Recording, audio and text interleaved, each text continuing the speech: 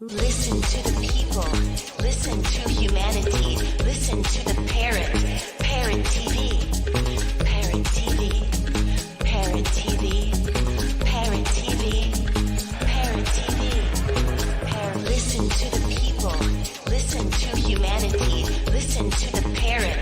Parrot TV. Parrot TV. Parrot TV. Parrot TV. Parrot TV. Listen to the people. Listen to humanity. Listen to the parrot. Parrot TV. Parrot TV. Parrot TV. Parrot. Undoubtedly, Africa is the best tourism destination on Earth. The continent is blessed with the most conducive atmosphere. To feel and enjoy these blessings, join the most productive one-week tour of the continent organized by Daylight Africa every September 2nd to September 9th to see beyond the fallacies about Africa on the mainstream media. Contact us at daylightafrica@gmail.com or call 718-822-5555. Daylight Africa. Revolutionizing tourism industries in Africa.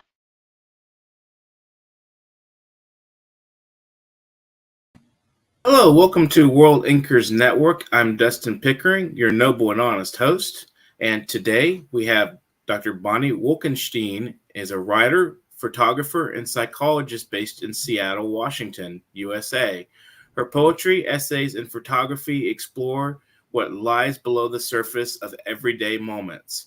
Her first book of poetry, Dreaming in Cantora, Sueños en Cantora, WordTech Editions 2023, is a bilingual collection inspired by living in Guanajuato in 2019 and 2020.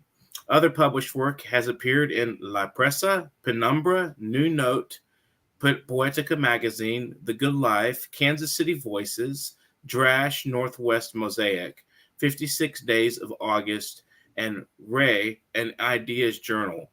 She's had featured readings in Washington State, USA, at Easy Speak Seattle, Rainier Valley Lit Crawl, Poetry Bridge, and Duval Poetry. She has participated in international poetry readings in Guanajuato, Mexico, and Seville, Spain.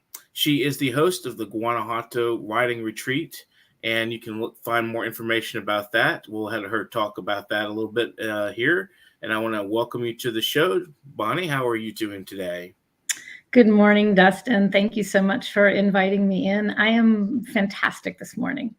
Excellent. It's a little early in Washington State, I believe. It's 10 here, and it's I believe it's 8 in Washington. So tell us a little bit about your collection that you did recently that released, and I believe in February of this year. Tell us a little bit about the genesis and the process that went into that. When did you realize you were writing a poetry collection? When you first penned the first poem? That's a fantastic question, Dustin. I think some writers know in advance that they've got an idea, they've got a spark, they've got a vision, and off they go, and it takes shape. I think my experience was a little more of the life was happening and things began unfolding, and then the idea came. What if I wrote a book? What if there was something in it? And then that idea stayed kind of dormant for a while, and it reactivated in the midst of taking a writing year. So I took a sabbatical from my clinical practice, and I was set to do some traveling around the world. COVID had its say in where I could go and where I couldn't get to. And it was during that year that really the book formed itself in its mind. And so Dreaming in Cantera and Sueños en Cantera, that's the translation of it, began while I was on this writing year. And it took the form of the arc of a journey. So the book is divided into 4 sections. In any journey, the first part is we have to leave. We got to leave home. The second part is the what happens while we are adventuring or while we are exploring. The third part of the book are those moments, those kind of exquisite moments where no matter where we have landed, we have a sense of having come home or belonging. And then, as in any good adventure or any good journey, we have to leave again. So the book kind of took the shape of the journey that I had taken. The idea of writing poems in Spanish, really, I give all credit to my Spanish teacher, Silvia Aguilar Recinos, and she lives in El Salvador. And she'd been working with me on my Spanish for about 5 years. And she one day just said to me, you know what, Bonnie, you're ready. You've been writing and writing and writing, and you got to start writing in Spanish. So I was like, okay. That's interesting. So you kind of a spark that, you had a teacher also that influenced you to do it, the translation. So I was about to ask, actually, that was my next question, is why bilingual? Do you have an audience in Mexico or in Spain? I mean, you've attended festivals there, so I'm assuming so. Well, in that writing year, I went to Guanajuato, Mexico. That was my first stop. And from there, I went to Sevilla, Spain. That was my second stop. I stayed there about 3 months.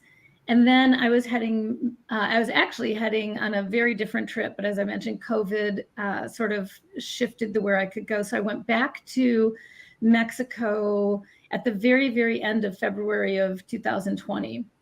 And then a couple weeks later, when everyone shut down, the US went into a stay at home. Mexico went into quédate en casa, which is stay home. And so I stayed. And I stayed in Guanajuato and I finished out my year there. And so the communities were the friends that I made. Having, done, I do longer stay types of travel. I like to really get to know a place. I want to see what the sunrise is like. I want to see a little bit of season changes. I want to get to know the feel of a place. So this year was set up to stay in place. And COVID was like, no, you're really staying in place. So the audience became friends, other writers that I would meet either in Mexico or in those 3 months that I was in Seville. And it was a year in which I gave myself permission to say yes to life. And so I got brave, I got bold. I would make myself go meet the Spaniards living in Spain. I would meet the expats who were passing through. I talked to everyone when I was, when I'd leave the house, and it's extraordinary what happens. That's interesting. So tell us a little bit about the writing retreat. And what is the process for that? And what do you do in regards to that? Thank you. Thanks for asking. So the writing retreat was another thing that emerged from this year of writing. And so the long-term stay ended up, I was staying in a casita complex with a glass artist and design artist named Liz Mapelli, who has moved to Guanajuato. And in the course of my stay there, she had said to me, you know what, Bonnie, you should do a poetry retreat here. And it was the year of saying yes. I had no idea how to do it. So I, assumed that I was supposed to say yes. So I said yes to it. And so in 2021, I hosted the first retreat. It's a small casita complex. We can only have 10 people. So there were about 8 other writers. All of the writers were from the US this time. And they came down. We spent 7 days, 7 nights. We lived together in the complex. We write, we visit some of the really exciting and inspirational parts of Guanajuato as a city. We write in situ at all of these different places. And by spending the week together, writing together, it culminates in our own open mic.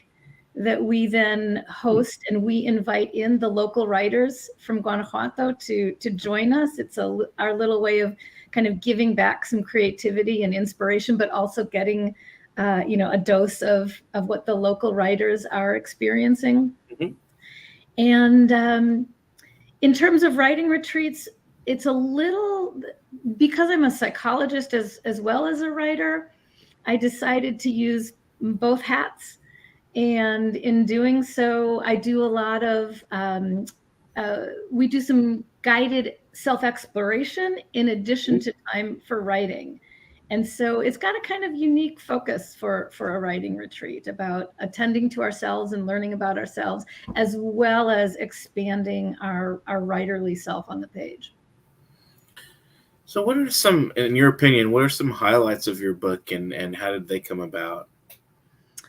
Highlights of the book.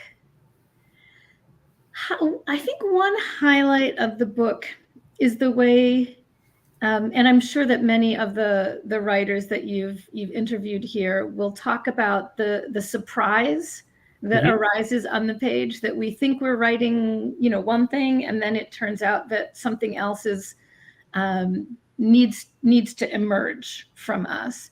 Right. And so one of the highlights for me was a kind of playfulness. Mexican writers, Mexican culture has a kind of magical realism. And things have voices, things have personalities, things have souls that in the US and in many other Western cultures we don't really pay attention to. So one of the highlights for me was the way in which some inanimate objects started to have life, and then the interaction with the me of the poems. I frequently write in a first person voice, which is or is not the me, the actual Bonnie me, but it's just one of the ways that my poems have a voice. So I think that's one of the highlights. The other highlight is that some of the poems came first in Spanish, and then some of the poems came first in English.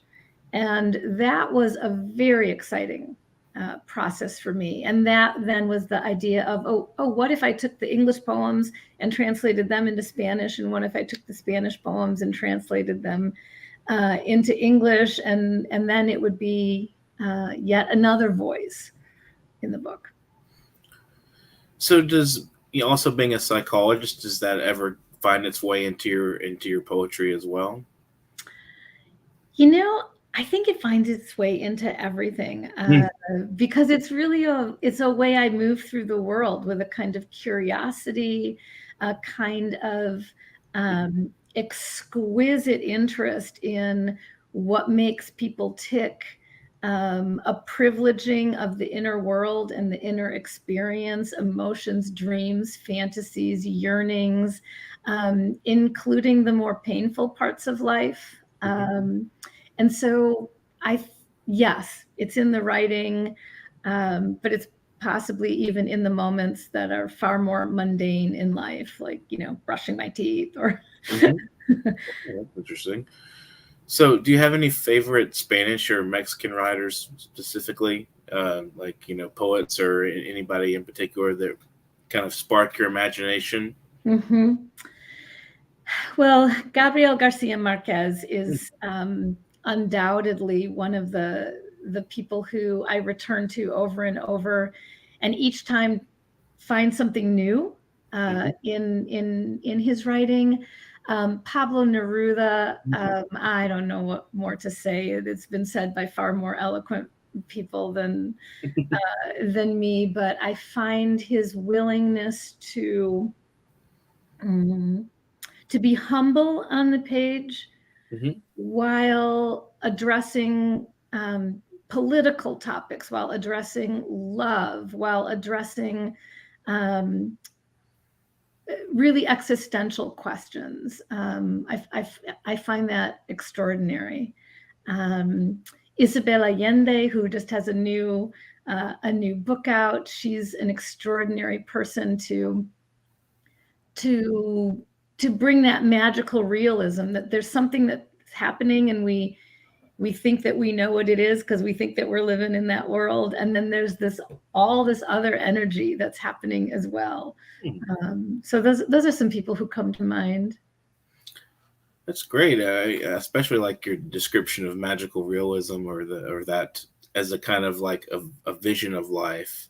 So when did you come to that conclusion? I mean, was there a moment, or was there like a long period where you had been reflecting on such things?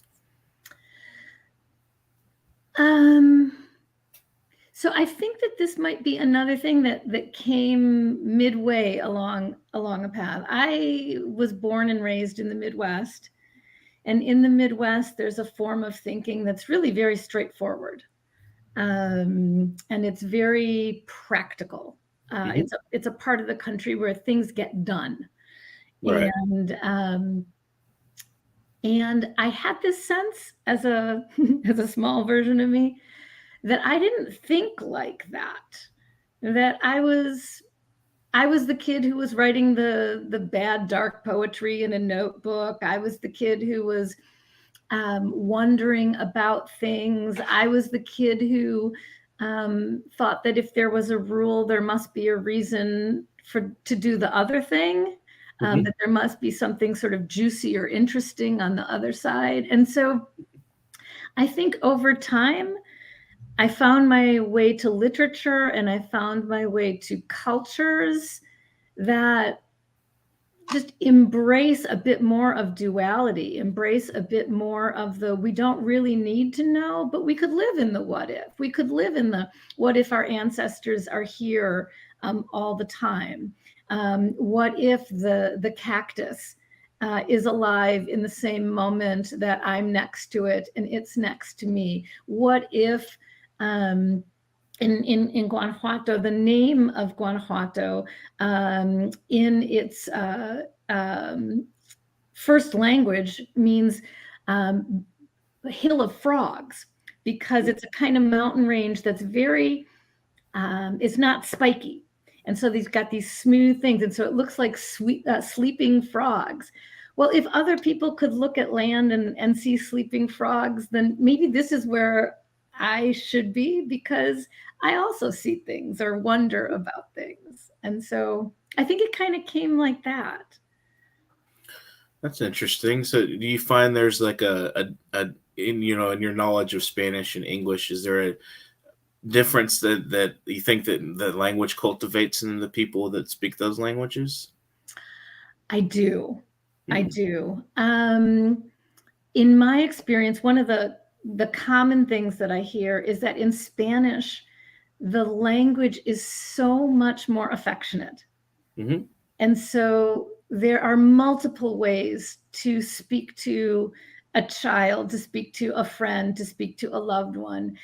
You can call someone mi amor, cariño, mi cielo, like my heaven. And you hear parents speaking to their children like this.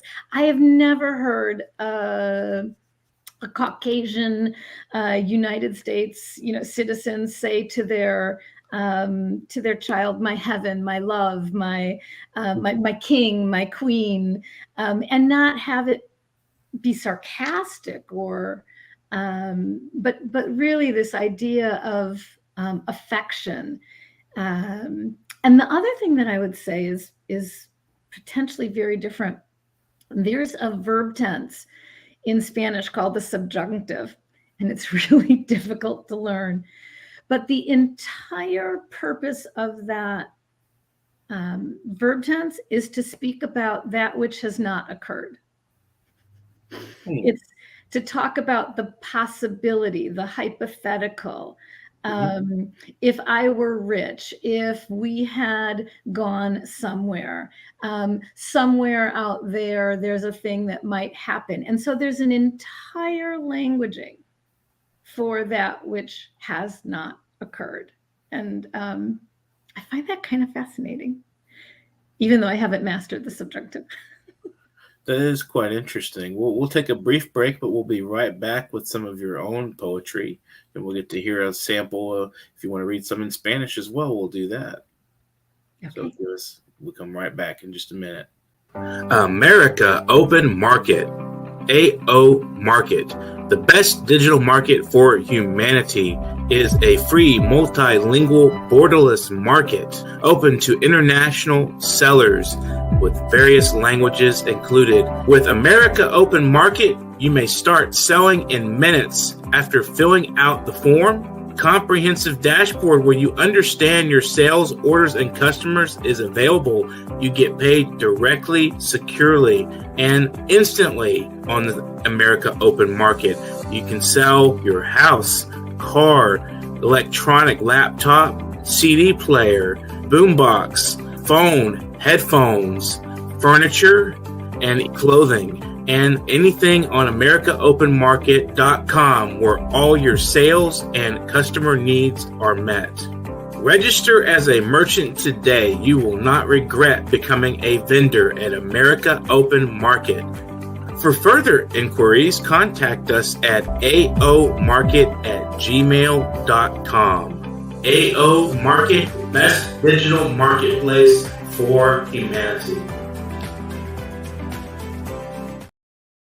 Welcome back to World Inkers Network. I invite you to subscribe to our channel. We have Dr. Bonnie Wolkenstein with us today, and she's going to read us some of her fabulous works from her new book that was released in February of this year. So go ahead and give us some of your wonderful words and thoughts. Thank you, Dustin. You know, when you mentioned reading in Spanish, I had selected 3 poems for us this morning, but I think I'm going to swap one out. And I'll read it both in English and in Spanish, and we'll see how hopefully it won't be too rusty. So this first poem comes from the first section of the book of Dreaming in Cantera, Sueños en Cantera. Cantera is the kind of stone that's located in the Sierra mountain range in this portion of Mexico. So that's where that title comes from. So this is called New Constellation. I'll read it first in English. We are made of dust, of stars which came from the nothing that came before everything that will come once again. I am the descendant of those who left and survived, who resisted the call of the abyss, who traveled across ocean or land, who said goodbye or crept in silence, who fled wars or gas chambers, who remained or turned to dust. Don't be surprised I'm gone. When night darkens, look upward to the points of light. Trace my head, my back, 2 legs walking away. La constelación nueva. Estamos hechos de polvo, de estrellas que surgieron de la nada, de esa nada que existía antes del todo y que vendrá otra vez.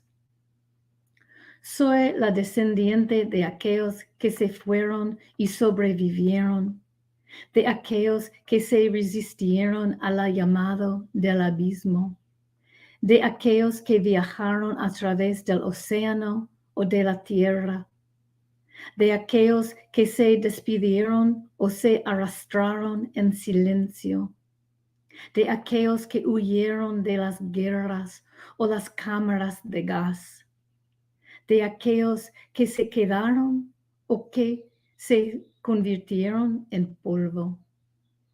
No te sorprendas de que me haya ido. Cuando la noche oscurezca, mira hacia arriba, a los 2 puntos de luz. Rastrea mi cabeza, mi espalda y mis 2 piernas alejándose. Beautifully read. Thank you. This next poem is called Watching Saturn Rise. And this is from the 3rd section of the book, where the poems tend to talk about tiny moments of belonging, tiny moments of feeling as if we found our place, even though we are in some place quite new. watching Saturn rise. Spotlights illuminate the neoclassical Teatro Juarez, the Baroque dome of La Basilica de Nuestra Señora de Guanajuato, the green and white cantera of the Universidad, creating an Orion's belt from which I navigate home. Mars, Jupiter, and Saturn have risen early. They brew their first cup and gaze into the still black. Mars, who was up first, greets Jupiter. Both chide sleepy Saturn. All three offer the tiniest curl of a smile to the early riser on this planet's Mexican hillside. Abandoned decades ago by the gods of sleep, we awaken in brisk darkness, wrap ourselves in awe and wonder, an old sweater that will become oppressively warm. We lean on the balcony, step outside, or stand at the kitchen window, coffee quickly cooling. We have only 3 phases: our rise, our set, and the arc we draw between them. Each day, too, has these phases, yet this is not enough to break slumber's spell. What rouses us is the awareness of being closer to the set than the rise. Mars has already died. Jupiter is slowly shrinking. Saturn is losing its rings to its own gravity. I too have survived deaths, lost an inch in stature, watched 3 shimmering rings slip like rain in magnetic storms. We will meet again tomorrow morning. Send a silent greeting, a nod of encouragement.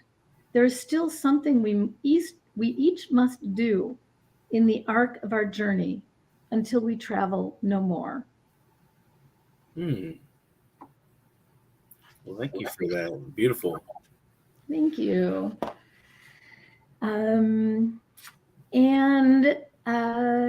From the final section of the book, the idea of journeys having a sort of cyclical nature, and as soon as we are home, we're thinking of leaving again, or as soon as one journey ends, we may not end up at home. And this one is more of a prose poem called Windswept. Dirt and leaves, bug carcasses and dust bunnies eddied and swirled, bounced down the clay tile steps one by one, a soft whoosh, followed by the light scraping of dry bougainvillea leaves, skittering to break free of the twirling mass until finally the debris-heavy funnel cloud entered the kitchen. That within the house became airborne. Papers, coupons, receipts flew off the table. Every crumb I'd missed on the countertop leapt. Thin, gauzy curtains danced on the ceiling. The light above the table swayed like it was shipboard. Heavy metal doors morphed from their former inanimate state into petulant youngsters who will not stay in a room with a closed door, even though they are the ones who slammed it shut. I wondered what else would come to life as rainless gusts broke the spell of slumber and possum play. So convincing the capacity to freeze under my gaze, I'd forgotten how easily glass panes and plans, wall hangings and fears, coffee makers and dreams, lamps and long-held loves reveal their don't play by your rules selves, shake off oh so limited human expectation as they await the call of the wind. The branches of the pirul knocked insistently to be let in, as if it hadn't been tossing dried berry casings over the balcony and into the living room every day, every night, despite my asking quite nicely if it could kindly send them just a few feet the other direction to the neighbor's part of the hillside. A few thousand sprigs of tiny yellow peppercorns wouldn't destroy the overall unused mattress, bed frame, wash machine, jack-o'-lantern, orange candy bucket theme they've got going on. I wondered who else the wind would urge indoors. Maybe the 2 stray tecolote cats and whoever they have been yowling to seduce, possibly the only creatures still roaming for sex when the rest of us are told we can't get within 6 feet, even though we too are in heat. Maybe the band of dogs who rove all night, taunting the ones pent up on rooftops to bark, inciting the roosters to crow, the sleepless woman to restart a guided meditation one more time. I will make myself ready as afternoon sky darkens and the papers take flight once again. I will wear my traveling clothes to bed, pack my pockets with nuts and berries, kissed my loved one goodbye instead of goodnight. I will allow myself to be swept up with all the other rootless debris from the Tecolote hillside, shaken and swirled and danced about until the night wind softens and dissipates, deposits me in some other patch of Chichimeca territory, to awake tomorrow morning, wind swept clean, the spell broken. Wow, it's very descriptive, and I see the magical realism you mentioned in a lot of those phrases especially in the middle parts of the doors becoming like children and things of that nature. Very nice. Enjoyed hearing that. Thank you. Thank you. So, what is in your from your experience in traveling and so forth? Where was a place that you found the landscape was just awe-inspiring, beautiful? Somewhere like you just were really impressed, and just loved I don't know, like mountains or whatever it was. And why did you feel that way? I'd have to say these frog-like hill mountains, they're called cerros in Spanish, because they're not quite mountains, but they're not quite hills. They're kind of in the middle. I've never been in a desert landscape before. And I was really surprised at how deeply moved and how much beauty is in a desert.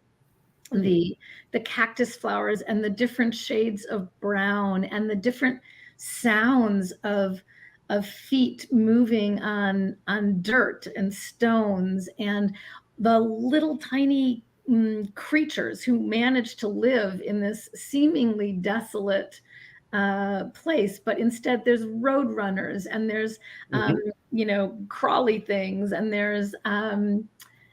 there were wild horses also who were living in the cerro behind the casita complex. There were occasional cows that would wander around, and I fell in love with it. I could not. I would walk the cerros every day and never got bored, and I was really surprised by that, because so much of what we see as beauty is often, beach scenes and deep blue water, and that is absolutely beautiful. So I was really surprised at how much beauty could be in almost a uniform color landscape. So do you have any advice for writers, watching the program today? Anything to say to our viewers? Well, with all humility, because I think that that every writer, I think we all have our own path, and my writing opened up when I gave myself permission to follow the writing without knowing where it was going to take me.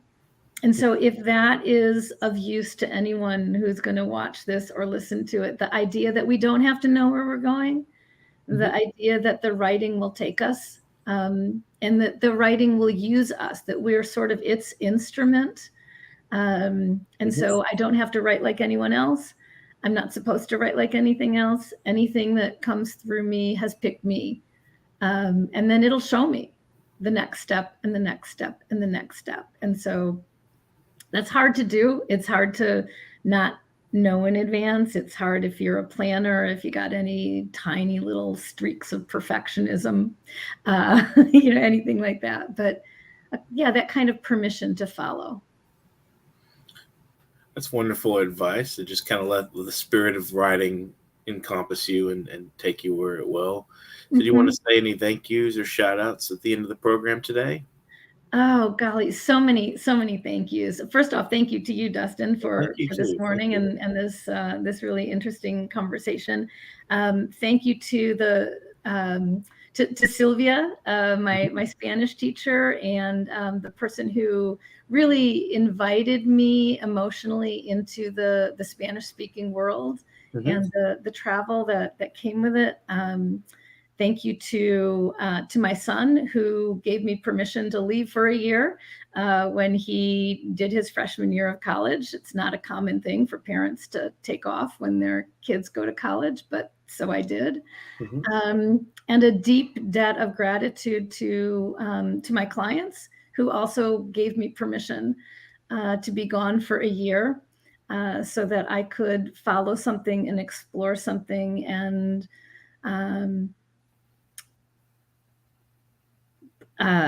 what would I say, experiment with boldness in a way that we often talk about, that for all of us. So deep gratitude. Good number of people there, and so thanks for being on the program, Bonnie. And it's really interesting. Your work is interesting. The convergence of magical realism and all of this that we discussed. So I hope people will pick up this book and tell us a little bit again where we can find find your book. So the book is available on Amazon by my name, Bonnie Wolkenstein, or by Dreaming in Cantera. And people can also find me through the Guanajuato Writing Retreat website, it has a terribly long URL, but it's basically guanajuatowritingretreat.com. Okay, wonderful. Well, thanks for being on the program today. It's been wonderful to talk with you. You've been watching World Inkers Network. I invite you to subscribe to our channel if you've watched and enjoyed the programming. And if you would like to donate to our program, we have a PayPal handle, paypal.me/nyparrot. It's paypal.me/nyparrot. And that banner will come up in just a second. I will put that up for you guys. This is it right here, paypal.me/nyparrot. If you want to be on the program as a guest writer, I would love to have you. Send a couple of, sample works, a chapter of your book, whatever, your couple poems, and a bio and a headshot, and send it to publication.worldinkers@gmail.com. And I'll get you guys steady on the program as soon as I can get an open space for, we do this every Saturday and every Tuesday. We try to provide programming for those days. So I thank everyone who's watched today, and again, subscribe to the channel. And I hope you guys out there have a wonderful afternoon. It's coming up to the sun is waking up and bringing us light. And so we'll have an excellent day ahead of us.